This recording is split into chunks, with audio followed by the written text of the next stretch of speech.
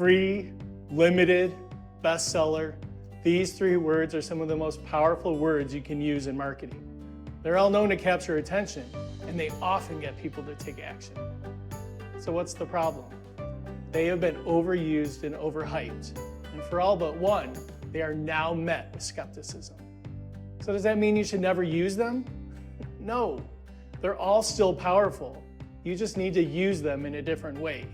There's implied trust and safety in numbers, and that's what makes the phrase bestseller or best-selling so powerful. It implies a lot of other people have purchased the product or service. And there's implied authority if it relates to an author.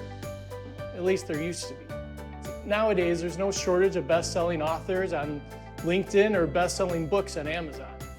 To claim the title and get the badge, you only have to get enough friends and family to buy your book during a 60-minute time frame.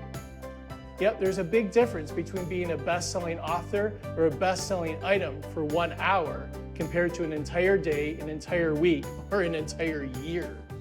So what can you do as a marketer? Add specifics. Tell me how many have been sold, or tell me how long something's been a bestseller. And if you're grouping best-selling items or products together on a website, tell me these are the top 30 most ordered items within a category, or for the entire site. You'll still get the power of the word and build trust at the same time. Scarcity sells.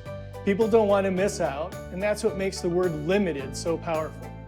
Common ways you'll see it used are in phrases such as for a limited time or limited edition. The problem?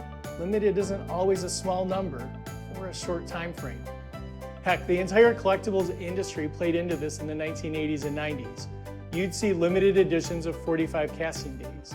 That sounded small, but in reality, the industry broke those days into hours. And the number of items you could produce in a factory over 1,080 hours was in the tens of thousands. As people saw the same item being advertised years after they bought it, the power of limited ran out. A similar thing happened with the phrase for a limited time. It implies that the offer, deal, or product won't be around for long. I don't know about you, but it's never a good feeling when I've bought something thinking I needed to act now if I wanted the deal, only to see the same deal over and over and over again. So what do? Be specific. Tell how many items are available. Tell me how long the offer is going to last. And if it's an offer you may bring back, tell me about how the window will close for the month, the quarter, or the year. It still motivates people, and you won't make customers feel like you took advantage of them. That's not the way to build great relationships. Free is the most powerful word in the English language, at least from a marketing perspective. Everyone likes something that's free, but like limited and bestseller, it may lose its power if it keeps getting used in a manipulative manner. Have you bought a product or service where you got something free with the purchase? Ever see that same product offered later by the same company at a lower price, just without the free item? Feel disappointed? Sure you do. That item wasn't really free. Listen, if you increase the price point of a product or service in an offer in order to give a free item or a free bonus, it's not really free. You have to be willing to believe you can sell the same product or service or offer at the same price without the free item in order to call it free. Instead, if you're adding an item to create more value, tell people that that bonus is included with their purchase. Share with them what they might be saving if they bought those items separately. But don't call it free. It's simply not. And if you use it in an untruthful way, you may get a sale, but you won't build trust or a long-term relationship with your audience. So go ahead, use those phrases to strengthen your offers, but be specific. Make sure free is truly free.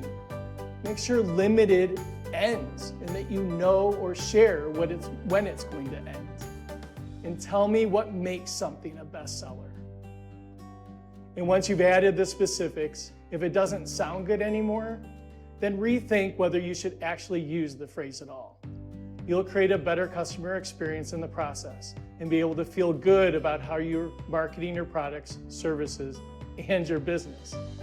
Let me know what other phrases you believe are overused in the comments below and how you'd add specifics to keep them powerful. Maybe we'll discuss it more in a future video. So be sure to subscribe.